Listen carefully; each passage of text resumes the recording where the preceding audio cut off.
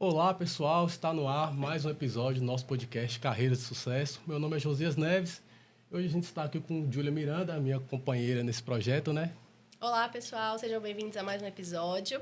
Esse episódio muito especial, nós estamos com uma convidada bem bacana, já vamos comentar e explicar para vocês, mas antes, para esse podcast estar acontecendo, nós contamos com alguns parceiros que têm nos apoiado e ajudado bastante. Nós temos a Cal, que está por trás das nossas artes, ela que está cuidando bastante do nosso marketing, é uma pessoa excelente, cuida também do meu escritório e eu indico demais. Nós estamos também com o Jeremotos, que ele participa com a gente aqui também, já tem um tempinho, e ele trabalha com motos importadas, e o trabalho dele também é bem bacana. Eu não tenho motos, mas eu indico para quem tem.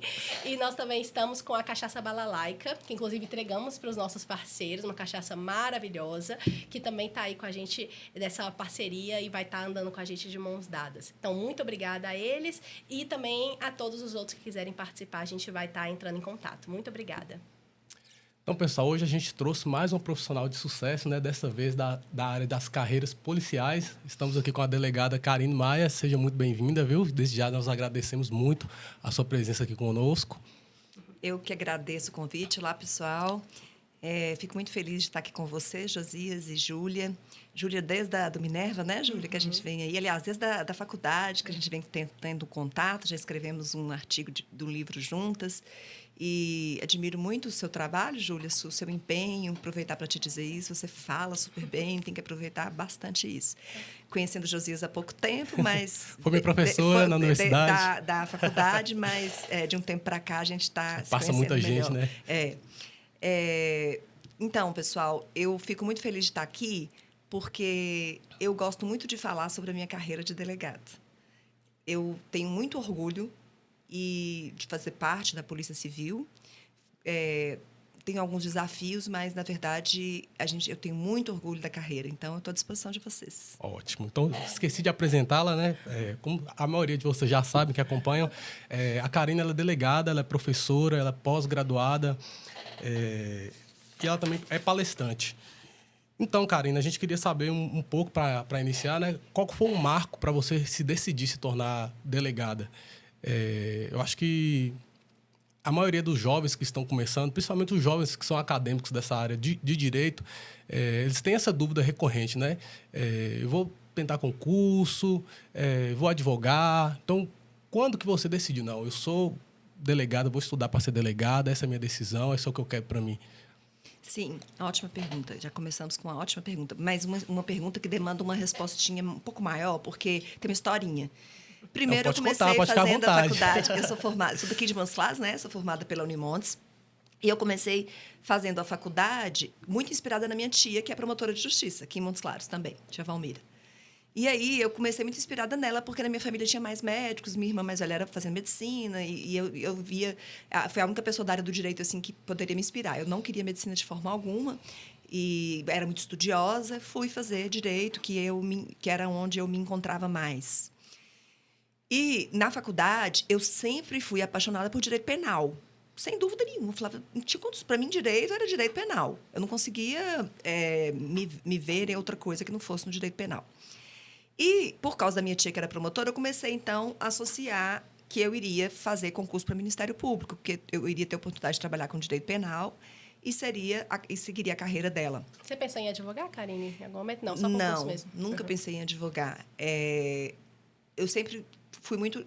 Eu até admiro muito as pessoas que dão conta de trabalhar com advocacia, porque eu sempre precisei da estabilidade do concurso público. Uhum. A estabilidade me trazia paz, a sensação de paz, de equilíbrio, assim, de estar estável. E aí, eu comecei a estudar, pensar que eu faria o concurso para promotora, que eu seria promotora. Quando eu me formei, eu fiz 1 ou 2 concursos do Ministério Público e perdi na primeira etapa. Fiz o AB, passei no AB, aquelas questões. Eu fui morar em Belo Horizonte, porque na época a gente não tinha esses cursinhos que tem online, bacanas, que a gente tem aqui em Montes Claros, e pode fazer virtualmente, era muito difícil o acesso. Então, eu fui morar em Belo Horizonte, com muita, muita luta, né? Assim, nós somos 5 irmãs, uma fazendo medicina, outra fazendo odonto, muito gasto, e eu mesmo assim eu tive que ir morar em Belo Horizonte para fazer cursinho, para concurso. Fiz o concurso do Ministério Público, perdi nos 2 concursos, fiz o AB, passei e continuei estudando muito, muito mesmo. Estudava, assim, 15 horas por dia, 12 horas por dia, com o cursinho, né? E quando eu perdi nos 2 concursos do Ministério Público, eu percebi que eu estava precisando trabalhar mais a parte de que eu precisava. Aí eu comecei a passei em para a segunda etapa, eu comecei a perceber que eu estava precisando aprender mais, garrando na segunda etapa. Então, que eu precisava mais fazer peças, escrever mais. Nunca tinha trabalhado, fiz a faculdade de Direito só estudando, fiz estágio no fórum, mas estágio na área civil. Então, eu estava precisando mais da experiência de escrita. Aí, voltei para fazer estágio. Quando eu estava fazendo estágio com uma promotora, um colega do estágio falou comigo assim, hoje ele é até delegado da Polícia Federal, falou comigo assim, abriu o concurso de delegado, vamos fazer? Eu falei, você tá doido, Vonãe? De jeito nenhum. Nossa, mas você é tão bom em criminal, você gosta tanto de direito penal e tal. Eu falei, não, mas esse trem de delegado não dá certo para mim, não. Você tá doido? Esse trem deve ser um perigo.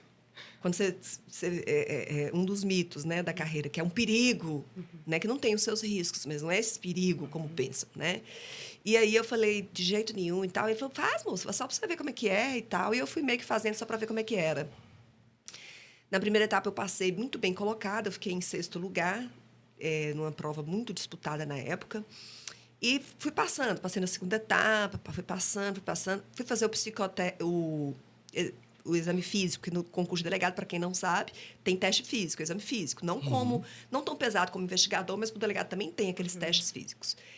E eu fui fazer esse teste físico e na preparação para o teste físico, eu machuquei, lesionei. De tanto que eu me preparei, porque tudo que eu pego para fazer, eu me empenho bastante. E aí, eu me empenhei tanto em corrida, que eu me machuquei. Aí, com isso, eu fui fazer o teste machucada. Fui fazer a corrida machucada.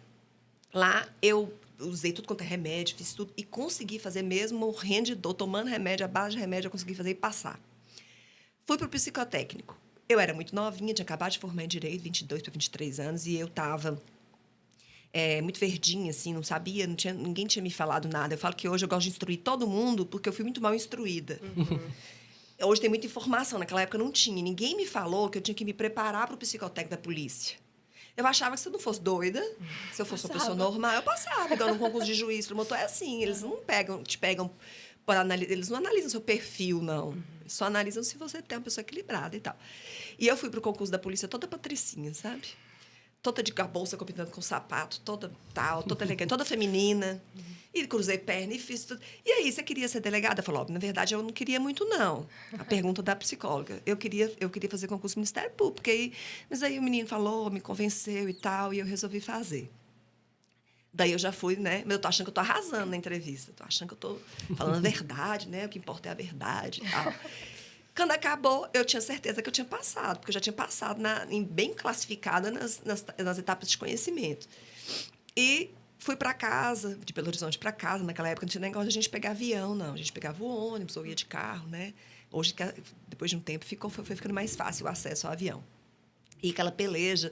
E fui. Quando cheguei em Montes Claros, que foi sair o resultado do concurso, meu nome não estava na lista dos aprovados. E já estava o churrasco lá em casa pronto. Nossa. Porque a gente saía no dia, saía a nota, mas eu já tinha passado. Porque eu estava em um dos primeiros lugares de nota de conhecimento. E a psicotécnica pensava que não reprovava. Eu já tinha passado no físico eu já tinha recebido a nota que eu tinha passado na hora, né? Meu nome não estava. E aí tinha uma tal de entrevista de devolução, que você tinha que ir hoje em dia isso não existe mais, graças a Deus. Na época, você tinha que voltar lá em Belo Horizonte para ter uma entrevista de devolução com a psicóloga. E mamãe até me acompanhou na época e tal, eu muito novinha, né, muito inexperiente. Eu lembro que a psicóloga me disse, a gente teve muita dúvida na sua reprovação, mas nós tivemos que te reprovar. Eu falei, nossa, mas eu estou super bem classificada nas notas. Não, mas você demonstrou ser uma pessoa, uma moça muito novinha, muito delicada, muito, muito sensível. Então, isso pode te adoecer no futuro. E outra coisa, assim, nós tivemos até muita dúvida na sua reprovação, porque você demonstrou, ao mesmo tempo, ser uma pessoa muito segura. Tanto é que, no seu caso, foi um caso que nós reunimos a banca. Porque a gente percebeu que você era muito segura, mas, ao mesmo tempo, muito sensível. E muito feminina, muito delicada. E está muito novinha também, você tem toda a sua vida pela frente, essa carreira pode te adoecer. Essa carreira, ainda usou essa expressão, nunca esqueci. Essa carreira é muito corpo a corpo. Até hoje eu não vi esse corpo a corpo que ela falou, mas disse que era muito corpo a corpo. E que eu não ia dar conta. falei, se você está falando, tudo bem. Mamãe começou a querer achar ruim. Eu falei, não, mãe, pode deixar, eu já sei o que eu vou fazer. Saí de lá, eu já tinha tirado meu AB, tinha acabado de tirar meu AB. Foi a única vez que eu usei a minha AB na vida, em causa própria. Eu entrei com mandado de segurança, lógico, né? E ganhei em todas as instâncias. Todas as cautelares. Fui fazer CADEPOL para tomar posse. Foram só se confirmando. Eu não tive nenhum momento que eu perdi essa ação, porque não tinha como, né? Era completamente absurda aquela decisão. E aí, hoje, analisando, eu percebo que ela tinha razão na fala dela. Eu sou realmente uma pessoa sensível, sou realmente uma pessoa delicada e sou realmente uma mulher muito feminina. Isso não tira de mim a minha firmeza, a minha segurança, e não me impede de exercer um cargo de liderança onde tem predominantemente homens. Então, ela acertou no diagnóstico, ela errou na decisão do tratamento. O tratamento deveria ser, vou deixar você ser o que você quiser ser, porque você vai dar conta. As suas características femininas não tiram de você o seu potencial. Então, começou minha história assim. Aí eu passei, fui tomando gosto, aí acabou, eu não quis mais fazer concurso do Ministério Público. Até fiz mais um de Minas, e passei para a segunda etapa de Minas. Fui para Belo Horizonte, fiquei lá fazendo cursinho numas férias de delegado, e perdi na segunda etapa. Já era delegada. Aí não quis fazer mais, porque fui tomando muito gosto. Eu comecei minha carreira em Uberlândia, como delegada de mulheres. Aí amei a profissão e fui ficando. Nossa, muito bacana. Parabéns, eu costumo dizer assim que tudo que você tem que fazer com excelência, né? Seja na advocacia ou no concurso. E para você decidir se você quer tentar um concurso ou não, eu acredito que você deve pensar se você quer que aquilo mude sua vida, né? Esse concurso vai mudar minha vida, seja em questão de remuneração, seja em questão de conforto, né? Vai me trazer um conforto, né? Porque tem vários concursos que você vai ser subordinado, você vai ter uma carga de trabalho muito grande. Então, eu acredito que a sua escolha tem que passar por esse filtro, né? Sim. Bem bacana. Parabéns, primeiro. Eu acho que se a gente quisesse encerrar o episódio aqui, já seria maravilhoso, porque a sua história e até essa questão, essa reflexão que você trouxe, muito bacana, Karine. Tenho certeza que isso vai... eu nunca tinha visto, eu já tinha visto você falando da história, mas vendo você falar dessa forma, é muito emocionante mesmo. Então, parabéns. E eu, inclusive, pensei já em fazer concurso para delegado, né? Então, assim, me identifico com alguns desses pontos, gostei bastante. E antes de passar para outra carreira, que eu ia comentar com você sobre a carreira acadêmica, mas falando dessa questão do concurso, que eu acho que muita gente pode ter curiosidade, como que funciona as etapas do concurso? Fala um pouquinho dessa preparação, sabe? Porque eu acho que pode ter alguém, tanto que é da área que está pensando em fazer concurso, mas às vezes, por curiosidade, pessoas da sociedade mesmo, às vezes não sabem como é que é o concurso para delegado, né?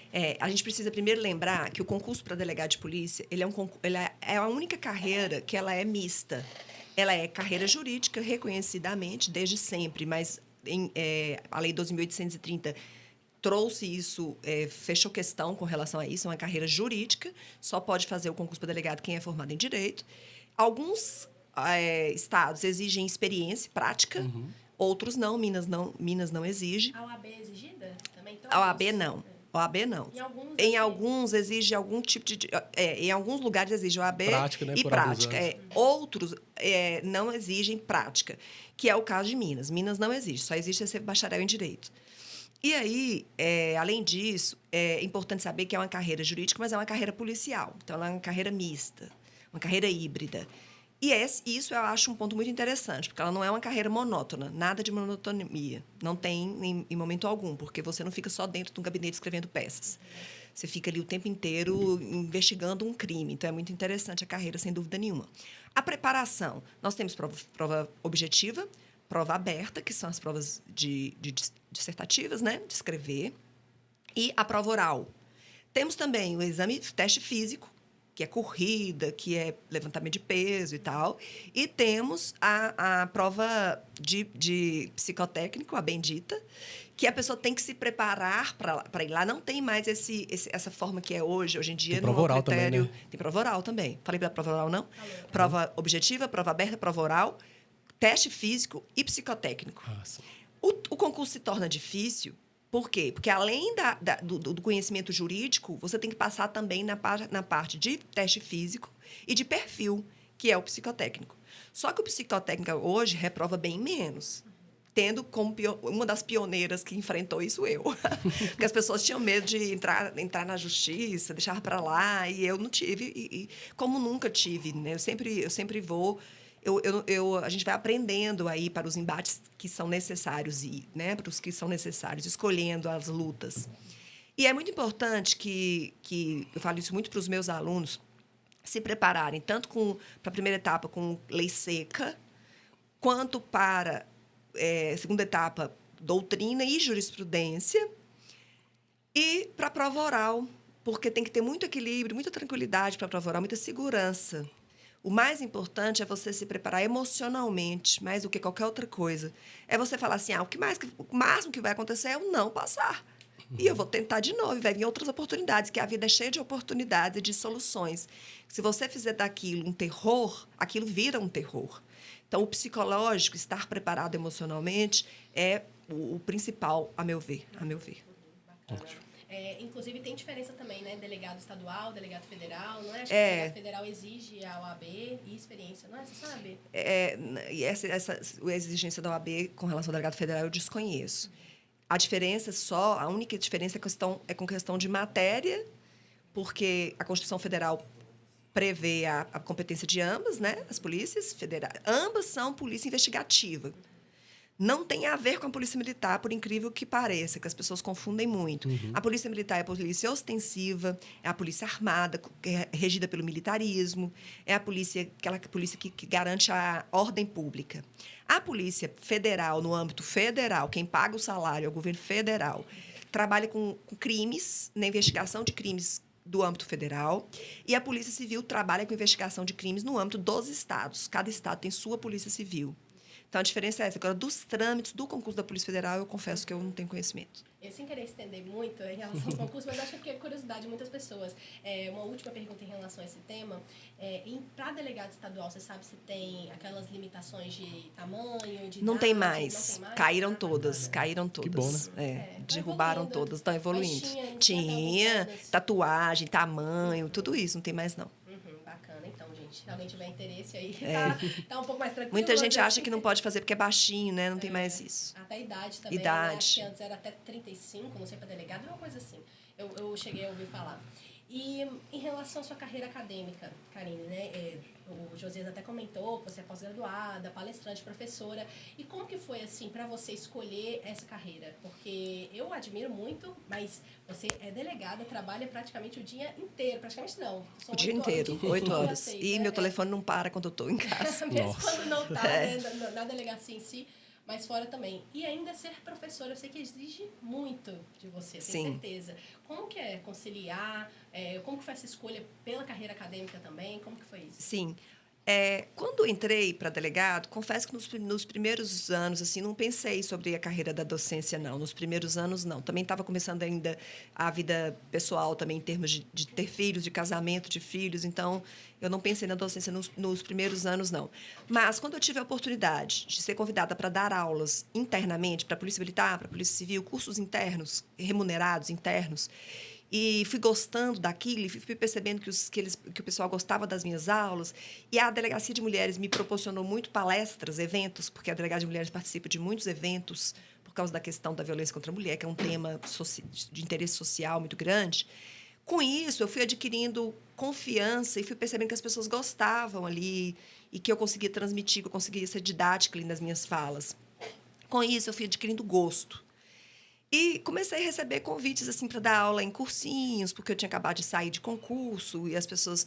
Aí eu dava aula esporádicos, em cursinhos esporádicos. Só que eu não podia ainda me dedicar à docência, porque tinha aquela coisa de ficar transferindo de cidade para cidade no início da carreira. Então, eu fiquei um tempo em Uberlândia, depois eu fui para São Francisco. Quando eu cheguei em Montes Claros, que eu já tinha meus 2 filhos e que já estava mais estável, aí sim, eu falei, agora eu posso me dedicar à docência. A docência é algo muito de família. Minha mãe sempre foi professora, apaixonada pela docência. Minha irmã mais velha também é professora, apaixonada pela docência.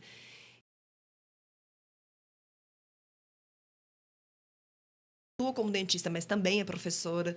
Então, a gente tem essa coisa muito da família, de coisa de família mesmo.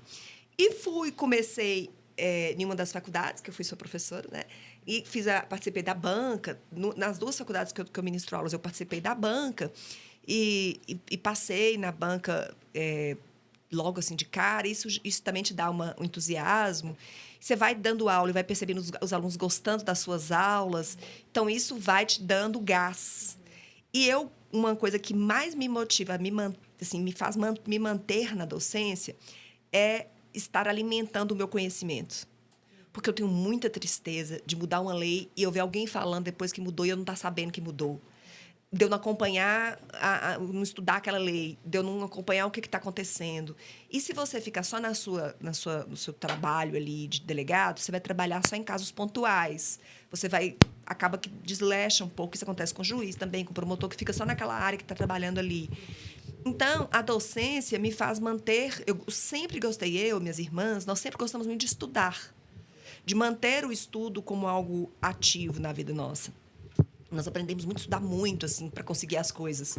Porque quando a gente não nasce de família rica, né, a gente tem que estudar. É o único caminho. Pelo menos eu aprendi isso, meu pai falou muito isso. Então, eu tive que enveredar para os estudos. Os estudos se tornaram parte da minha rotina, porque estudo é disciplina. Uhum. Se você se disciplina e se você propõe a fazer, aquilo vira hábito. A gente começa fazendo sem querer e depois se torna hábito. Uhum. Então, foi assim, eu fui gostando da docência, a docência gostando de mim, e eu fui gostando mais ainda da docência em razão desse feedback que eu fui recebendo. Legal. Imagino que não é fácil, não. Karine, você falou que é mãe, né? A gente queria saber de que forma que isso chegou a te impactar lá no início, né? Porque, assim, mesmo nós homens, né? Eu sou pai de uma menina de 4 anos, né? Tá para fazer 5 agora. E, assim... mesmo a gente sendo homem e sendo responsável, sendo ativo, a gente não consegue entregar, né, e até mesmo por caráter fisiológico, o mesmo cuidado que a mãe tem, que é lá no início, naquela questão de amamentação e outros cuidados, enfim. Exige mais da mãe. Exige muito mais da mãe. E a gente queria saber de que forma que isso te impactou. Se você teve alguma dificuldade para lidar com isso, ou foi tranquilo para você. Eu acho que isso vai depender muito do temperamento de cada pessoa, sabe? Meu temperamento é aquele temperamento de pessoa muito produtiva. A gente não podemos deixar de esquecer o temperamento de cada um tem um ritmo. Uhum. E a gente precisa respeitar o ritmo de cada um. Eu sempre fui um ritmo muito acelerado de dar conta de fazer várias coisas ao mesmo tempo. Só que também, mesmo quem não tem esse ritmo de ser muito produtivo, pode se trabalhar, se organizar para se tornar uma pessoa mais produtiva. Então, é importante também falar isso. Porque cada um nasce com um temperamento. Mas aquele temperamento ele tem pontos positivos e pontos negativos. Uhum. Você melhora o que tem de ruim e o que você tem de bom você mantém e passa para outras pessoas e divide isso.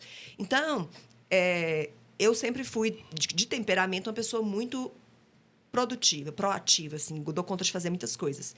Mas tem momentos que a gente cansa, mesmo quem é assim. Então, eu aprendi numa crise que eu tive há mais ou menos 1 ano e meio, 2 anos, de quase uma síndrome de burnout, eu aprendi a fazer pausas agora. Então, por exemplo, eu fiz questão de vir aqui com vocês porque eu gosto muito da Júlia e você foi meu aluno e um carinho especial por vocês. Mas eu não estou indo em todos os convites mais. Não é por falta de vontade. É para eu dar conta de não adoecer. Para abraçar o mundo todo. Para eu não abraçar o mundo todo. Não estou dando conta mais. Até vim falando isso com o investigador quando eu estava vindo para cá. Eu falei... Eu estou indo, mesmo com esse quadro de sinusite que eu estou e tal, porque eu tenho consideração pelos meninos. Mas eu não estou dando conta mais, porque senão eu adoeço. Então, e eu gosto de ser mãe, gosto de ser dona de casa, amo cozinhar, amo cuidar da minha casa. Então, isso para mim é caro. Não faço isso porque eu sou obrigação de fazer, senão meu marido vai achar ruim comigo. Não, não é por isso. É porque me faz bem. Eu adoro essa parte da casa, de cuidar da casa, de ser dona de casa. Isso é algo, para mim, muito importante. Com marido ou sem marido. Adoro cuidar ali da minha... Eu tenho marido, mas assim, adoraria cuidar. Já fiquei divorciada. E mesmo assim, eu adorava cuidar da minha casa, dos meus filhos e do meu lar ali. Eu gosto muito desse ambiente da casa. Então, eu tento conciliar. Eu organizo muito meu dia. Eu sou organizada com relação ao meu dia. Não aquela perfeição. Eu não sou preciosista. Mas eu sou uma pessoa que tenho disciplina. Então, a vida toda foi assim. Eu faço o que dá. O que dá, o que é possível. Eu também não busco perfeição. Porque quem busca perfeição não faz nada. Não sai do lugar. Eu não busco perfeição. Eu busco fazer o meu melhor. Dentro do que é possível. Então, com isso, eu vou conseguindo fazer muitas coisas. Eu organizo, coloco tudo na minha agenda. Eu faço questão de buscar meus meninos na escola, mas aí eu saio no horário que dá para pegar os meninos na escola. Eu nunca, não vou falar nunca, porque nunca é uma palavra forte, mas eu quase nunca deixei de almoçar em casa com os meus filhos, porque para mim isso é importante, isso é caro. Então, eu já recebi várias propostas, inclusive de montar coisas de cursinho meu, e eu tive que, no momento, ir abrindo mão de alguns projetos, porque eu priorizo outros e porque eu aprendi também a priorizar a minha saúde, o equilíbrio, o meu casamento, o momento com os meus, que para mim são importantes. Então, é muito importante você se conhecer. Isso é muitíssimo importante, porque você se conhecendo, você vai percebendo quando você está se sabotando, você não está se respeitando, e aí você vai conseguindo organizar as coisas dentro do que você dá conta de fazer. E vou fazendo, assim, não vou pensando muito, não. Vou fazendo, mas sempre pausas. Eu agora, por exemplo, e meu marido pode testemunhar isso, se for preciso, eu cochilo quase todos os dias depois do almoço, porque parei de pegar meu horário de almoço para resolver tudo que não dava conta de resolver. Legal. Eu pegava meu horário de almoço para ir na rua, para ir naquele centro, para comprar coisa, para resolver coisa, para ir no médico, para ir ficar em fila. Hoje em dia, assim, uma coisa ou outra, lógico, às vezes eu preciso. Mas, em regra, eu pego meu horário de almoço e tiro ali um cochilinho depois do almoço, aí saio um pouquinho antes para passar em algum lugar para buscar alguma coisa. Porque eu tenho que cuidar dos 2 filhos, né? Então, não tem jeito. Demanda muito de mim. Todos menores de idade? Todos. A minha menina fez 17, meu menino fez 12. Que bacana. Eles ainda dependem muito de mim. Assim, não está no script, não, mas como que eles te veem, assim, como... A minha mãe é delegada, mas eles admiram? Muitas pessoas fazem essa pergunta para eles. Eu acho que admira, sabe? Não falam, né? Os filhos não falam muito, mas eu sinto que admira. Mas não querem ir para a minha área. Minha menina quer medicina, meu menino ainda não sabe, mas eu não sinto eles. Eles não querem ir para a minha área de polícia. Minha menina diz que ela fala que não sabe como é que eu dou conta, assim. Acho que me veio nessa luta, né? Porque é uma luta, sabe, gente? Assim, por isso que eu falo, quem não tem perfil... Realmente, o perfil de gostar dessa matéria é difícil mesmo, porque você lida com a mazela, né? E é uma profissão... Por exemplo, minha irmã é médica. Todo mundo que passa pelas mãos dela, e ela trabalha com câncer. Ela é radioterapeuta. Trabalha com câncer. Todo mundo que passa pelas mãos dela, ainda que a pessoa... morra, sofra, os parentes e as pessoas que passam pela mão dela são extremamente gratos, mandam energia boa para ela. Deus é Deus no céu e o médico na terra, né?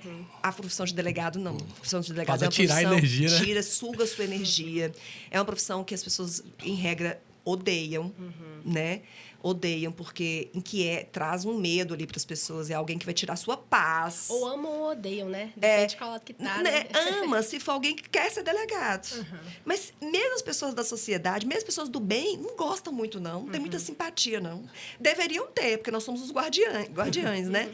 Mas não tem, sabe por quê? Porque é aquela coisa assim, eu não posso sair da linha porque aquele cara ali é delegado, porque aquela mulher ali é delegada.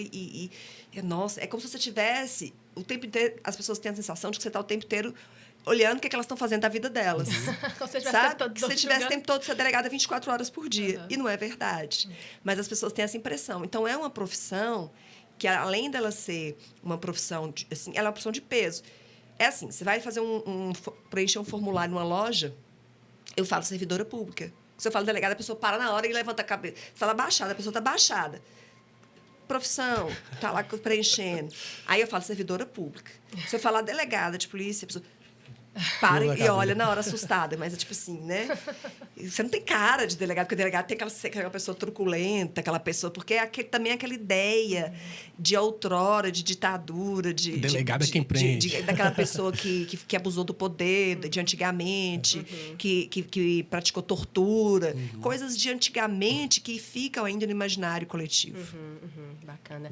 Karine, a gente fica muito lisonjeado mesmo, então, que você tenha aceitado o nosso convite, de verdade. E, assim, acho muito bacana você trazer essa perspectiva, que eu acho que até alguns anos atrás, as pessoas viam muito, tanto empreendedor quanto também outras carreiras, muito nesse sentido de trabalho enquanto eles dormem, e tem que trabalhar muito, e não parem, não sei o quê, como se não fosse possível ter um equilíbrio na vida. E eu imagino que seja muito necessário, ainda mais nessas profissões que exigem muito do psicológico. E falando nesse sentido, como é que é se trabalhar nessa área, porque você é delegada titular da Delegacia de Mulheres aqui de Montes Claros, né, especializada no atendimento à mulher. A gente até estava conversando sobre isso antes, que agora está até pegando outras demandas também, não só a violência doméstica, você pode até falar um pouco sobre isso também, mas eu imagino que querendo ou não, você falou de sua irmã que trabalha com câncer, mas também a sua área também exige muito de você, né, do psicológico. Então, além de ter muito trabalho, ainda envolve também o emocional. Como que é para você lidar com isso? Teve algum caso específico que você se lembra, assim, que mexeu com você de forma ruim, ou então que mexeu com você de uma forma boa e você ficou feliz e mais motivada? Imagino que deve ter dessas circunstâncias. Por isso que digo, que sempre falo, que a pessoa tem que ser uma pessoa que tenha perfil. Uma pessoa firme e tranquila, assim, para lidar com essas questões. Para mim, não vou dizer para você que eu não fico cansada. É assim, chega no final do dia, às vezes eu tenho que ir embora um pouco antes do horário, porque eu estou esgotada. Mas não é um esgotamento, parecendo que alguém me sugou, parecendo que me puxou. Então, realmente é algo que puxa muito energia. Mas aí eu sou uma pessoa sempre que fico atenta a mim, em razão da minha busca constante pelo autoconhecimento. Então, eu sempre estou atenta aos sinais, eu estou atenta a mim. Então, eu estou sempre atenta àquele dia que eu estou mais cansada, aquele dia que eu preciso de um banho relaxante, aquele dia que eu preciso desconectar de tudo. Fui aprendendo isso no decorrer da carreira. Você perguntou se já teve algum caso que me chocou. Já tive vários. Aliás, eu sou aquele tipo de pessoa que quando eu estou trabalhando, chega um caso e falo assim, esse é importantíssimo. Aí chega, nossa, esse aqui tem que dar uma atenção especial, que isso é importantíssimo. Todos eu acho que são importantíssimos, porque eu tenho uma facilidade de me colocar no lugar do outro. Assim, eu tenho uma empatia pela dor do outro. Assim. Então, tudo eu acho muito grave. Tudo eu acho que merece atenção. Mas eu sofro mais quando tem crianças vítimas.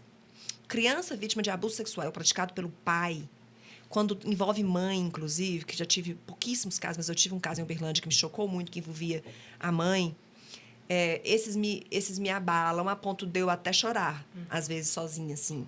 E não tenho nem vergonha de dizer isso, porque eu não me envergonho de chorar. Eu não me envergonho das minhas vulnerabilidades, assim, das minhas fraquezas, porque eu as tenho. Eu não vou negá-las, eu as tenho. Negar seria piorar esse quadro. Então, eu prefiro aceitar as minhas vulnerabilidades e me fortalecer cada dia mais do que negar e ficar fingindo que eu sou forte sem ser. E, às vezes, também é um diferencial, né, Karine? Às vezes pode ser uma coisa boa. Ser mais humano, né? Humano, acho que humaniza, né? Humaniza. Então, eu fui aprendendo isso também na minha jornada, assim. Eu tinha, né, aquela coisa, sempre fui uma pessoa muito forte, as pessoas me veem e me acham uma pessoa muito forte. Mas eu deixo bem claro para as pessoas que têm a oportunidade de conversar comigo que eu tenho os meus momentos de fraqueza. As minhas inseguranças, as minhas dúvidas, os momentos em que eu fraquejo, assim, diante de uma situação. E já tive momentos, por exemplo, eu tive um caso em Uberlândia, no início da minha carreira, você imagina, que a mulher já tinha falado comigo que eu era sensível, frágil, não sei o quê, né? A psicóloga lá. Pegou um caso daqueles. Pegou um caso daqueles, no início da minha carreira, que era um caso de um coordenador de um curso de Direito lá. Morava num condomínio chique, num casona lá e tal. E tinha uma namorada que morava com ele, uma companheira, que já tinha... A companheira bem mais nova que ele, era mais velho, se divorciado. E essa companheira mais nova que ele tinha uma menininha que tem o mesmo nome da minha filha. Aí, acho que isso me abalou mais, que minha filha era bebezinha na época e eu tinha pouco tempo de carreira e com a filha bebezinha, assim, bebezinha mesmo. E aí chegou esse caso para mim. A empregada da casa, empregada doméstica, achou na época eram CDs, né? DVDs. E foi assistir, pegou para assistir, não sei se eu já estava desconfiada, não lembro. E viu cenas deles transando com a menininha de 9 anos. Nossa. E a menininha de 9 anos, transando assim, punha a menina no meio da cama. Aí eles faziam várias coisas com a menina, sexo oral, colocava a menina de 4, não penetravam para não tirar a virgindade da menina, para não dar no exame de corpo de delito. Mas faziam várias outras coisas com a menina. Isso foi antes e a mãe participando. 2009? Foi antes de 2009. Foi antes de 2009. Foi antes de 2009, bem lembrado. E aquilo me chocou, porque tinha as imagens, tinha os vídeos. Tanto é que eu assisti um e falei, não vou assistir mais, mandou pro perito, o perito transcreve para mim, manda, porque realmente não tem necessidade de eu ficar aqui assistindo todos esses vídeos, já vi o que tinha que ver. Né? O perito agora faz um laudo e me manda aqui, porque chocante. Esse dia eu fui para casa muito abalada e chorei, porque tinha o mesmo nome da minha filha. E vários outros casos. Um caso de uma menina que o pai colocou para ser mulher dele, desde que a mãe foi embora para São Paulo, largou a menina com o pai. Aí ela colocou essa menina para ser esposa dele, desde tipo seus 10 anos. Aí a menina se tornou uma alcoólatra, porque ela tomava vodka para conseguir ter relação sexual com o pai. Nossa. Aí ela se tornou uma dependente do álcool, porque para ela conseguir passar por aquilo, ela tinha que beber. E aí foi, por último, quando chegou a delegacia, foi porque ela estava tentando o autoextermínio, se cortando, um dia ela se jogou de uma ponte. Então, essas coisas assim que não tem como a gente não, se você não fosse humana, né? Então, alguns casos, principalmente quando eu percebo assim, um sofrimento grande da vítima, crianças, adolescentes, isso me choca mais. É, bem complicado. Exato. Você quer fazer algum comentário? Não, pode fazer. Dando prosseguimento, assim, a gente sabe que você, infelizmente, você aparece assim, assiduamente, né, na mídia, né? Esses casos. Infelizmente, quer dizer que tem muitos casos, né? E está aumentando, né? Infelizmente, faz parte da sociedade, né? E a gente queria saber como que você age com a mídia, né? Como que você, assim, passa por essa pressão, até para responder, para não dar uma assim, opinião pessoal. E aumentando também essa pergunta, eu queria saber como que você leva isso para casa, se você chega a levar isso para casa, se você consegue ter esse controle de, acabou meu serviço, estou indo para casa, que já foi uma coisa, que é outra. Vou aproveitar para agradecer a mídia, porque eu tenho uma relação muito boa, graças a Deus. Olha que eu tenho uma personalidade forte, mas minha relação com o pessoal da imprensa é muito boa, eles me respeitam muito. Talvez seja porque eu sempre fui muito verdadeira. Eu acho que as pessoas gostam de gente verdadeira. Eu nunca enganei. Verdade. Nunca enganei, sempre falei a verdade, assim. Eu não posso, eu posso, ou falo verdade, isso aqui eu... Então, eu acho que isso ajuda. Minha relação com a imprensa é saudável. Eles me respeitam. Na época que eu tive aquela crise de quase um burnout, né? Quase entrando aí para um burnout, que o burnout é mais grave. Eles me respeitaram, porque eu não queria dar entrevista. Eu tive uma crise num dia que os repórteres estavam atrás de mim para eu dar uma entrevista e eu não estava aguentando mais atender repórter. Porque eles descobrem o telefone, né? E fica te ligando. Eu não aguentava mais. Aí, numa das ligações, eu comecei a ter o pânico. A síndrome do pânico, né? De tanto repórter atrás. Então, eu tive essa sensação horrível. Mas aí eu expliquei. Falei, a doutora não está conseguindo... Alguém falava por mim, né? Porque ela está cansada. A gente fica sob pressão demais. Sobrecarregada. Mas... Isso é um ponto importante. Eu tenho uma relação saudável com eles, porque eu sempre fui muito sincera com eles e muito acolhedora, assim. Eu sei que eles estão trabalhando. Então, eles me respeitam e eu os respeito. Todas as emissoras, o pessoal Lógico. Aí, o que acontece? Tem um ou outro que vai falar mal da gente e tudo, mas, assim, eu confesso que eu não leio, não importo, não sofro com essa parte, não. A não ser quando falam dos meus. Por exemplo, se falarem da minha inspetora, que eu tenho um carinho enorme por ela, Sabrina, de uma coisa que ela não fez, aí alguém falar alguma coisa, isso me mexe mais comigo do que se for comigo. Eu tenho a sensação de que eu sou protegida, assim, sabe? Quando fala dos meus, eu sinto mais. Agora, você perguntou, eu tenho que aproveitar para agradecer meu marido também. Porque ele é um santo de me aguentar quando eu chego em casa. Porque eu não consigo deixar na delegacia as coisas. Eu chego em casa trazendo, assim, aquela coisa... Eu venho trabalhando para isso a minha carreira inteira. Não sei se eu já está perto de acabar. Já tem muito tempo, eu estou nessa empreitada aí. Eu ainda não consegui deixar do lado de fora da minha casa. No que tange, assim, hoje em dia eu já não consigo mais chegar contando casa, isso eu já não faço mais. Mas, assim, fico querendo saber se deu certo o que eu comecei a fazer, que eu cheguei em casa, se deu certo a continuidade. Se eu estiver na praia e souber que teve um feminicídio aqui em Montes Claros, eu fico doida, eu começo a ligar lá da praia para cá para saber o que foi, porque a gente fica tentando controlar os feminicídios para evitar. Se teve alguma coisa na delegacia, que a delegacia falhou, sabe? Então, assim, quem está perto de mim tem que aguentar um pouco isso, porque isso eu não consigo. A Karine não é... Eu não sou aquela delegada, eu brinco, eu sou engraçada, eu me divirto. Mas quando eu estou em algo que tem sério, assim, do meu trabalho, eu ainda fico levando isso para minha casa, assim. E meu marido, ele é uma pessoa muito sábia. ele é procurador da Unimontes, então ele tem uma experiência muito grande, a vida toda, trabalhou com direito administrativo. Então, coisas assim de administração da delegacia, ele acaba me ajudando muito também de pessoal, sabe? Assim, de trocar ideia, porque ele também chefia uma equipe e tal. Então, assim, ele tem conhece muito direito administrativo, então eu acabo dividindo com ele algumas coisas, isso é bacana.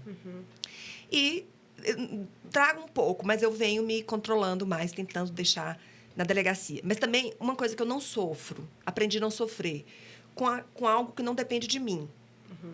Isso eu aprendi a não sofrer muito. Assim, por exemplo, fiz tudo que está ao meu alcance e deu errado, aí eu não sofro.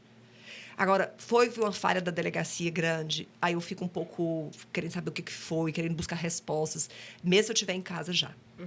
Interessante. É porque também quando a gente gosta do que a gente faz, é difícil de se desligar, né? 100%. Isso aí. Não tem jeito. E, Karine, agora uma outra questão, assim, um outro lado, vamos dizer assim. Como que é o procedimento na delegacia quando, depois da apuração de todo o trabalho, por exemplo, verifica-se que aquele episódio, aquela situação, o que foi relatado pela vítima, mulher, homem, não era verdade? Como é que é o procedimento? A pessoa responde por isso? Acho que é interessante a sociedade saber disso, né? Porque, ainda mais quando a gente fala de assunto de violência contra a mulher, muitas pessoas hoje em dia ficam assim, não sei o quê, mas tem gente que mente, tem gente que mente. A gente sabe que é a minoria, né? Mas, assim, eu acho que é uma curiosidade das pessoas, porque podem achar que a pessoa fica impune. Não, mentiu, acabou. Não é assim. Como que Verdade. Né? É bom a gente discernir o seguinte. Tem pessoas que mentem propositadamente mesmo. É a minoria. Grande minoria. Mas mente. Manipula para conseguir afastar o marido dos filhos, ou para coisas relacionadas a bens, às vezes até, não desmerecendo em nenhum momento, mas até a gente sabe que tem profissionais bons e ruins em todas as áreas, instruídos por advogados e tal. Mas isso é a minoria. O que a gente sabe é que tem duas situações. Às vezes a pessoa não está mentindo, às vezes a gente não consegue provar. É diferente, porque é um tipo de violência que acontece no âmbito, uma coisa clandestina, né? Em 4 paredes. Então, às vezes, a gente não consegue provar. Nesse caso, mesmo que a gente chegue ao final sem o indiciamento, não quer dizer que ela vai ser responsável por isso, porque a gente apenas não conseguiu provar. Agora, quando a gente descobre na investigação, pelo menos a gente tem ali fortes indícios de que tem ali uma mentira. Acontece isso muito com coisas de alienação parental. Brigas por causa de ficar com a guarda da criança, de um lado e de outro. E, às vezes, a avó entra no meio, entra pessoas no meio. Então, com relação a essas situações, a gente, às vezes, apurando que teve uma mentira, ou até mesmo crime sexual também, a gente sugere no indiciamento a apuração pelo crime de denunciação caluniosa, que é um crime que tem até uma pena alta. E ele teve uma alteração recentemente, ele tem um crime que tem uma pena alta. Então, a gente sempre sugere, ao final do relatório, eu não posso instaurar o inquérito pela denunciação caluniosa, porque eu trabalho com a matéria de crimes contra a mulher. Mas a gente sempre sugere para o promotor, para o Ministério Público, ou eu tiro cópias daquilo e mando para o delegado competente, faço de uma forma ou de outra, que seja apurado inquérito para apurar esse crime, que seja instaurado inquérito para apurar esse crime aí. Legal, interessante. Certo. Karine, eu queria te perguntar quais as mudanças significativas que você gostaria de ver assim, nesse âmbito de crimes cometidos contra as mulheres, contra as crianças. Eu posso citar um que foi muito interessante, que foi a questão do estupro de vulnerável, né? Que a lei passou a prever atos libidinosos, né, contra menor de 14, estupro de vulnerável. Então, eu acredito que isso foi muito bacana, que assim, alterou significativamente, né? E de maneira positiva. Eu até, porque acho interessante essa pergunta, não só na parte assim, do legislativo, sabe? Mas também na prática da delegacia. Tem algo assim que você observa, porque você não só trabalhou aqui em Montes Claros, né? Trabalhou em outras cidades também, que faria diferença se tivesse na delegacia, não sei, às vezes no atendimento psicológico, se tem, como que funciona, o que poderia mudar, sabe? Nesses casos, acho que seria interessante. Eu vou aproveitar as duas perguntas, casar as duas perguntas em uma questão que eu sempre estou falando. A Lei Maria da Penha é a 3ª melhor lei do mundo. Quando eu comecei minha carreira, não tínhamos Lei Maria da Penha. Então, eu sou de antes e depois da Lei Maria da Penha. E de delegacia de mulheres a minha carreira toda. 90% da minha carreira foi exclusivamente como delegada de mulheres. Em Uberlândia, São Francisco e aqui. São Francisco eu era tudo. Delegada de mulheres também. Mas Uberlândia e Montes Claros exclusivamente como delegada de mulheres. A Lei Maria da Penha, ela é a 3ª melhor lei do mundo, mas nós ainda estamos dentro de um ranking de 84 países, nós ainda estamos no 5º lugar em que se mais mata mulheres no mundo, de número de feminicídios. Ou seja, A Lei Maria da Penha, que é a terceira melhor do mundo, só perde para a Espanha e para outro país que eu esqueci aqui agora, que me fugiu aqui. E então só temos... Se nós temos a terceira melhor lei do mundo, por que nós ainda temos esse absurdo de situações de violência doméstica? Absurdo mesmo. Não é mimimi, não. Nós recebemos uma enorme quantidade de mulheres por dia. É a delegacia em Montes Claros que talvez seja uma das que mais recebe ocorrência por dia. Então, por que ainda é tão grande a violência contra a mulher? Porque a questão da violência doméstica ela é muito mais complexa. É um evento, uma situação muito mais complexa do que os outros tipos de violência. Porque envolve pessoas familiares, envolve pessoas com relação à qual você tem afeto. Uhum. Ainda que naquele momento ali você tenha ódio, raiva, mas você tem ali relação, vínculo. É mãe com filho, é avó com neto, drogado, é esposa com o marido que é pai dos seus filhos e que não quer ver os filhos sofrendo. E o filho faz isso com meu pai, não, mãe, e tal. É muito difícil mesmo. É uma decisão que é difícil para qualquer uma de nós tomar, né? Sair dessa situação e tal. E o que acontece? Para nós que somos instruídas, que temos uma condição, talvez seja um pouco mais fácil. Mesmo assim, nós estamos muito presas aos paradigmas que a sociedade nos impôs. Uma sociedade patriarcal, baseada em que o homem é mais importante que a mulher, e que a mulher, se ela só tem validade se ela tiver um macho, né? Se ela tiver um marido, se ela tiver um companheiro que valide aquela mulher. Então, até para nós, isso é difícil. Imagina para as mulheres que não têm independência financeira, que não estudaram, que saíram de lares violentos, que viram as mães apanhando e acham que isso é normal. Então, o que precisaria? Do braço do Estado, de forma mais forte, ajudando principalmente as hipervulneráveis, as pessoas muito vulneráveis. Por quê? Porque as políticas públicas estão previstas na Lei Maria da Penha, mas nós não conseguimos colocá-la em prática.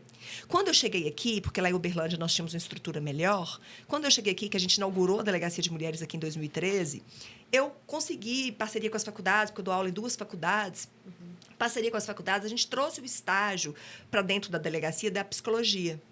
Só que o espaço físico e algumas outras questões que foram surgindo impediram de continuar, porque misturava muito serviço de investigação com esse trabalho multidisciplinar, né? Às vezes tinha uma coisa assim das psicólogas não saberem qual era o trâmite policial e interferia ali numa opinião, e isso prejudicava um pouco. Então, várias questões impediram de continuar esse serviço dentro da delegacia.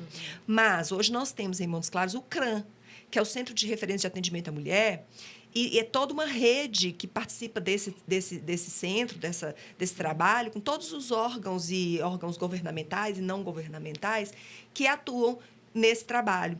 Então, nós somos hoje parceiros, nós temos uma parceria. Ministério Público, Polícia Militar, Prefeitura, todos os órgãos não governamentais. Nós temos uma parceria, nós assinamos um documento, um protocolo. Todos fazemos parte dessa rede. Então, quando chega uma mulher na delegacia que precisa desse suporte, lá nós temos uma ficha de encaminhamento. E a gente faz esse encaminhamento para esse atendimento no CRAM. E o CRAM vê se essa mulher está precisando de psicólogo, de assistência social, porque às vezes ela está precisando de algum benefício. Isso, a Lei Maria da Penha trouxe essa previsão, mas não nos deu suporte. Então, a gente vai, com o apoio dos órgãos que a gente tem, organizando isso para encaixar esse suporte para essas mulheres, para possibilitar esse suporte. Mas é aqui que nós temos isso. Tem muitas cidades do interior, muitos lugares que não têm, né, esse atendimento. Então, é realmente algo... O que eu vejo de bem diferente que vem acontecendo é que hoje as mulheres denunciam mais. E o tema é muito mais abordado do que antes. Só que as mulheres não estão fortalecidas o suficiente para permanecerem na decisão de não voltar, na decisão de continuar com a denúncia. A maioria volta. A maioria volta, se retrata. A maioria volta ao casamento. Isso passa pela independência financeira também, né, Karine? Também, mas nem só. As mulheres... Todas nós, mulheres, fortes, destemidas, líderes, a gente tem uma cobrança implícita da sociedade, muitas vezes, às vezes até explícita, de que nós só temos validade se nós tivermos marido. Que, se você vê uma mulher bem-sucedida, solteirona, você fala, solteirona? Coitada, não conseguiu marido. Ficou pra titia. Conseguiu tudo, mas não conseguiu um marido. E se você vê um homem solteirão, ele optou, porque ele é uma pessoa mais sistemática, ele quis ficar sozinho, ele optou por ficar sozinho, sabe? Então, nós mulheres, eu costumo dizer que o investimento, a fala nossa, tem que ser todo direcionado para as mulheres. Os procedimentos que têm que ser tomados, criminais, contra os homens, ok, tem que fazer mesmo, não tô negando isso, não. Mas o trabalho ele tem que ser todo voltado para fortalecer as mulheres, no sentido de fazê-las, todas nós entendermos, e isso eu falo para mim também, porque a gente tem essa coisa na gente, é da sociedade. Ninguém está imune a isso. Nós temos que entender que nós somos seres humanos capazes tanto quanto os homens, só que diferentes. Não tem problema nenhum eu ser feminina e gostar de cuidar da minha casa e gostar de ser mais dócil. E gostar, não. A mulher, a figura feminina, a essência feminina é da docilidade, é da flexibilidade. Só não podem abusar disso. E a essência do homem é a virilidade, é a força. Só não podem abusar disso, entende? Então, se nós continuarmos, se nós integrarmos, se nós juntarmos forças, aí sim nós teríamos uma humanidade, aí, uma comunidade, pessoas melhores e uma sociedade melhor para se viver. Porque não é um contra o outro, é um respeitando as diferenças e respeitando um ao outro. E dando oportunidades. Eu posso ser uma delegada operacional que enfia a arma na cintura e vou para a linha de frente, mas eu posso ser uma delegada que tem a mão firme na caneta, mais estudiosa ou mais que gosta mais de tratar isso. Não quer dizer que eu serei menos do que aquele que vai para a linha de frente, entende? Cada um com suas características. Juntando duas perguntas, Karine, já que você tocou nesse tema, eu gostei muito, né? Porque foi quais mudanças eu gostaria de ver e você trouxe essa questão da mulher. Gostaria de saber se você já sofreu algo nessa profissão por ser mulher, né? E se sofreu, como que foi? E se você sente que isso te impactou de alguma forma. Já te ouvi falando sobre esse tema, então acho importante outras pessoas ouvirem também. E, assim, como você comentou no início, né? Se a profissão de delegado é realmente perigosa, se tem algum risco, se você consegue enxergar isso, e se tem, como que é, como cuidar disso, se você já sofreu isso de alguma forma. Primeiro ponto, não é perigosa como se pinta a profissão de delegado. Por quê? Juiz é perigoso, promotor é perigoso, delegado é perigoso, mas o delegado tem toda uma equipe, o delegado é treinado, o delegado tem arma o tempo todo, o delegado tem a equipe que protege, tem toda a polícia por trás. Talvez a carreira de delegado, eu costumo dizer, brinco, né? Talvez juiz e promotor seja mais perigoso, porque eles não têm esse aparato. Então, se for por isso que a pessoa não for fazer o concurso, desmistifique isso. O delegado ele não tem que estar o tempo todo na linha de frente, porque ele trabalha com a investigação. Quem fica o tempo todo na linha de frente é a polícia militar.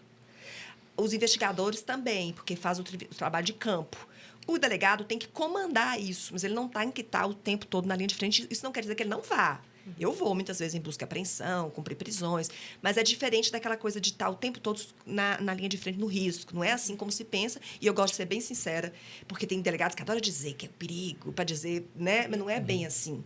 Tem aqueles que são mais mesmo, que gostam de tráfico, lugares que é mais perigoso, como o Rio de Janeiro. Mas é bom a gente pontuar isso, que não é sempre assim, o tempo todo assim. Com relação à questão feminina nessa carreira, especificamente.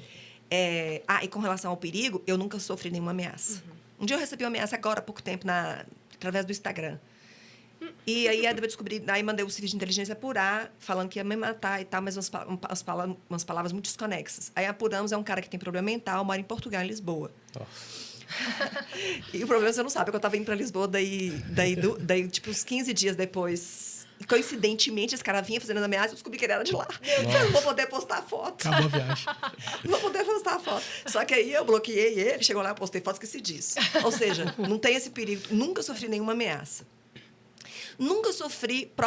ninguém nunca me ofereceu propina. Eu acho engraçado isso. Ninguém nunca me ofereceu propina, advogado, em parte, nem ninguém. Uma vez um cara falou assim, doutora, nós estamos no início da minha carreira. Então, meu cliente está preso, a senhora, o que a senhora pode fazer, doutora? Eu falei, que a senhora acabou com a vida dele? Eu falei, eu não acabei com a vida dele, não. Quem acabou com a vida dele foi ele, que estuprou uma moça. Ele é casado, perdeu o emprego lá em Uberlândia. O que a senhora pode fazer? Eu falei, nada. O que eu posso fazer é concluir a enquete em 10 dias e mandar para o fórum. Foi a única coisa mais, assim, perto de alguma coisa que eu sofri. Ninguém nunca me propôs uma propina. Ninguém nunca chegou para mim, não tem lado para chegar em mim. Então, o povo fala que isso é um problema na polícia, para mim nunca foi. Isso faz parte da sua personalidade também, né? Talvez a seja. seriedade que você passa. Talvez seja ninguém nunca... Eu acho que não tem lado para chegar, né? Não sei. Enfim, isso para mim não foi problema, nem ameaça, nem esse tipo de abordagem.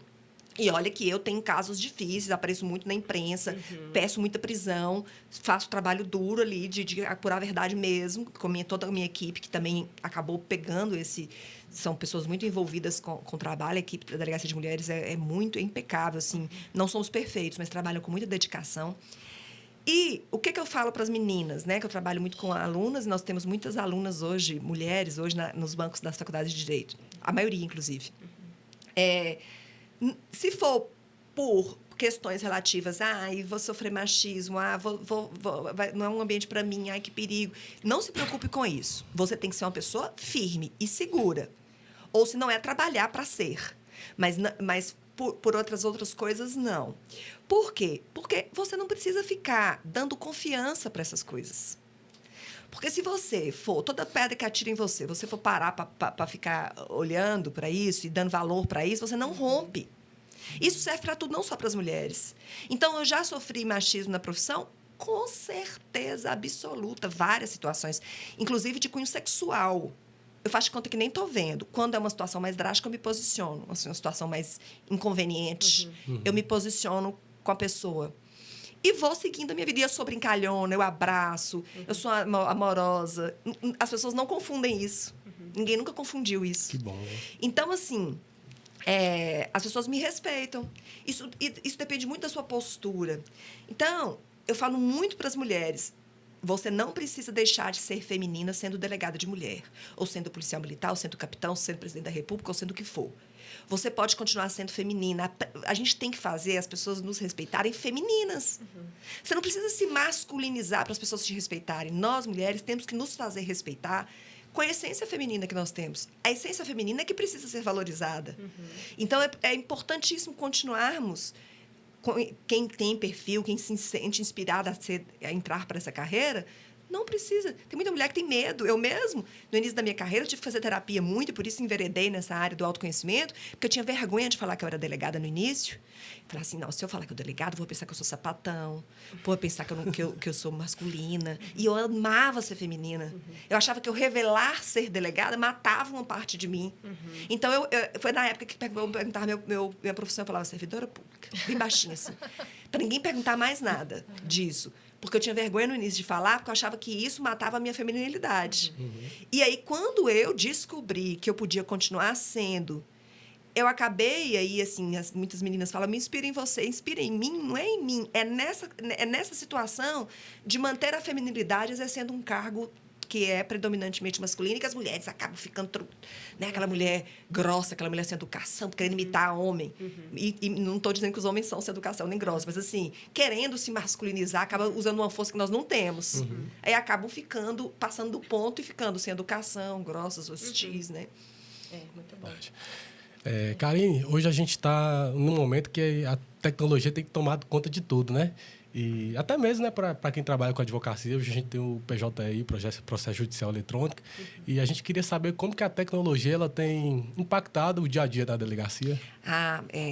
Muito. Porque para quem vem há muito tempo aí, de antes e depois, a gente vê o tanto que muda. Tanto o trabalho de inteligência da Polícia Civil, que hoje ainda tem muito a avançar, mas hoje é muito melhor do que antes. Hoje o cara começa a fazer, perseguir a menina via rede social, a gente tem um serviço de inteligência que começa a monitorar, a gente consegue localizar as pessoas pelo celular. Você falou mesmo do caso do rapaz de Lisboa, né? Sim, Então, as pessoas às vezes acham que atrás das redes sociais não tem perigo, que não tem né? perigo. A gente descobre os fakes, né? As pessoas usando fakes para divulgar os ex, né? Que não conformam com a separação, divulga nudes, divulga fotos íntimas da mulher, usando perfis fakes, a gente derruba. O trabalho de tecnologia hoje, no serviço de inteligência da polícia, ajudou demais. Mas sabe uma coisa que ajudou demais para mim, que não sou da tecnologia, mas que é tecnológico, mas que não sou uma pessoa tecnológica, infelizmente. Eu também não sou, não. A Júlia até briga comigo. Mas eu queria tanto ser. Eu brinco que ele é inimigo da tecnologia. Inimigo da tecnologia. Eu queria tanto ser. Eu queria tanto ser tecnológica, mas eu tenho uma certa limitação, confesso. Mas uma coisa que não é tanto tecnológica, mas foi um grande avanço na polícia, foi o sistema PCNet. E dentro de pouco tempo, o inquérito vai ser remetido via PCNet, via sistema. Nós não vamos ter mais inquérito físico. Ele já Nós já estamos entrando em treinamento PJE. agora. A gente consegue a gente já manda algumas coisas para o PJE, mas não é todo o inquérito, que não são todos nem todas as peças que vão. Agora não vamos ter mais, vai ser tudo PJE. Bacana. Começa um curso vou fazer inscrição hoje, para um curso de treinamento para esse tipo, para essa novidade, né? Que é mandar os inquéritos tudo online. Vai acabar papel. A gente já tem menos. Graças a Deus, chegar na delegacia, coitada. Assim, aquela pilha de papel. Nesse momento eu tenho mais de 2 mil. No inquérito, fica até com dó, assim, porque... Tem que achar. Pega aquilo ali digital. Tem hora que a gente tem que pedir tempo para o advogado para poder achar o inquérito, porque nós temos 2 mil inquéritos, umas 2 mil diligências preliminares, mais uns 500 flagrantes. Então, é muita coisa, né? E fórum, né? Que é aquele tanto de processo também. Enfim, então, o sistema PCNet, que é o nosso sistema online, que a gente despacha tudo online e fica tudo gravado lá, e todas as justificativas, todos os fundamentos, todas as peças já tem online, que foi criado na Polícia Civil em 2007, 2008, acho. De lá para cá, ele foi melhorando, ele foi se aperfeiçoando. Hoje, ele é uma ferramenta imprescindível. A celeridade que a gente ganha, as peças prontas, os interrogatórios que ficam lá dentro, já com os termos próprios, ajudou demais da conta. A Polícia Militar já manda direto para a nossa caixa. Então, o boletim de ocorrência fica lá. Antes, levava o boletim de ocorrência do papel para a gente. Pensei para vocês verem. Nossa, que então, bom. O avanço da tecnologia ela é muito... Eu já peguei inquérito... Perdão, te interrompeu, mas já peguei inquérito mais antigo, que era à mão. À mão. Eu estava contando para as meninas essa semana que, quando eu passei no concurso para delegada, em 2002, eu assumi a Delegacia de Defesa do Consumidor em Uberlândia. 3 meses até eu me tornar delegada de mulheres. Foi só para um teste comigo, assim. Aí me colocaram lá, porque era uma delegacia que tinha 40 inquéritos, trabalhava junto com o PROCON, do lado do PROCON, e eu tinha 40 inquéritos e eu não tinha computador. E tinha uma viatura caindo nos pedaços. E um investigador e uma escrivã. E aí, eu não tinha nada de inquérito, mas eu também não tinha computador. Eu fazia meus despachos à mão, meus relatórios à mão, para a escrivã digitalizar para mim. Porque não tinha estrutura, não tinha nada. Então, assim, a gente vai melhorando a cada dia, a gente precisa reconhecer isso. A gente reclama muito da estrutura, mas a gente tem que perceber que nós estamos melhorando. Bacana. Karine, uma conversa muito, muito bacana, mas infelizmente, até pelo seu tempo também, né? Mas a gente caminhando para o final, acho que você trouxe muitas reflexões muito, muito bacanas mesmo para as mulheres, para quem quer carreira policial, enfim, muito interessante te escutar, sempre é um prazer. Então, que bom que você veio, que bom que você aceitou esse convite. E qual conselho assim, você daria para quem quer seguir essa carreira, né, policial, quer ser delegado? Você trouxe algumas, né, reflexões. Não deixe de fazer isso só porque você está com esse receio, ou então porque você acha que é perigoso. Você trouxe várias reflexões, mas se pudesse sintetizar, não só para as mulheres, para os homens também que querem seguir essa carreira policial, o que você acha que é mais importante assim, de se cuidar ou de observar para seguir essa carreira? Primeiro ponto é saber se quer mesmo a carreira, né? Então, o que eu resumo tudo o que eu falei aqui hoje, de tudo que eu falo sempre, é a busca pelo autoconhecimento. Gente, é uma viagem sem volta quando você passa a buscar se entender e não mais pegar o que é dos outros. Eu acho que as redes sociais estão trazendo muitas consequências para a gente. A gente sabe que a tecnologia é muito importante, mas também a gente tem agora um retrocesso, porque nós precisamos buscar a nossa autenticidade, o que é meu, o que é meu. Então, sempre a minha reflexão final é busque o autoconhecimento para você entender o que é seu, o que é que você quer. Karine é bacana, acho o trabalho dela bacana, você é igual a ela. Não, aquilo pode te inspirar, sim. Ótimo que inspira, a gente se inspira mesmo. Eu me inspiro em várias pessoas. A gente se inspira mesmo. Mas aquilo é para você. Então, é a busca do autoconhecimento, é essa reflexão. E como é que a gente começa isso? Às vezes, a gente não pode ali pagar uma terapia. Eu conto para meus alunos com o meu primeiro salário, todo mundo... O que vocês vão fazer com o primeiro salário? É comprar um carro, é fazer uma viagem. Eu vou pagar terapia. Eu queria meu dinheiro para pagar terapia, porque minha mãe e meus pais não podiam ficar pagando, gastando tanta coisa, ainda mais isso. Então, naquela época, não era tão acessível assim. Então, assim, essa busca pelo autoconhecimento vai te permitindo fazer suas escolhas por você e não pelos outros. Quando eu passei no concurso para delegada, minha família me cobrou muito, assim, algumas pessoas da família, mas você não vai fazer concurso para juíza, promotora? Porque me achava muito feminina e muito estudiosa, né? E eu sofri com isso muito tempo. E na terapia eu fui descobrindo que eu gostava de ser delegada e que eu queria ser delegada. Então, hoje, eu tenho orgulho de olhar para a minha trajetória, porque entre acertos e erros, eu venho trilhando a minha história. A que eu estou aprendendo com ela, que eu estou optando sempre por mim e não pelos outros. Então, o meu recado é esse. O autoconhecimento é o caminho. Muito bom. E não só com terapia, né, Karine? Assim, eu pensava até em ser delegada de polícia na época de faculdade. Você experimentar a profissão, fazer estágio. Eu sei que lá na delegacia recebe muito estagiário de forma voluntária, né? Eu tive a oportunidade de fazer estágio também na época de faculdade, na delegacia de plantão. E aí a gente percebe que às vezes a gente acha que quer aquilo pelos outros, pelos nossos pais, ou então que a gente observa alguém, admira e quer seguir aquela carreira e acha que vai ser igual, né? Mas a gente não sabe por trás, muitas vezes, não sabe muita coisa e às vezes não é pra gente, é outra coisa mesmo que nós queremos, né? Então, convido quem puder, quem tiver a oportunidade de experimentar.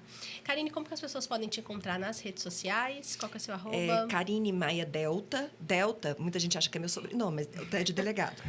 Muito bom. Delta é de delegado. Karine Maia Delta. Ah, muito bom. O nosso é @podcast Carreira de Sucesso. O meu é Júlia ML Miranda. O meu é Josias Neves. E a gente, até no outro, nos cobraram, nós não pedimos para poder, por favor, se inscreva, curta o nosso episódio, comentem. Esse foi um episódio realmente muito gostoso, muito Karine. Muito obrigada. E assim, a gente até conversou um pouco antes, né? Como tem coisa curiosa que dá vontade de perguntar e conversar com você. É sempre um prazer ouvi-la, de verdade. Você inspira muitas mulheres, muitas pessoas da sociedade, sejam da carreira ou não, né? Da carreira jurídica. Então, obrigada por vir, por compartilhar um pouco mais da sua história, do seu conhecimento.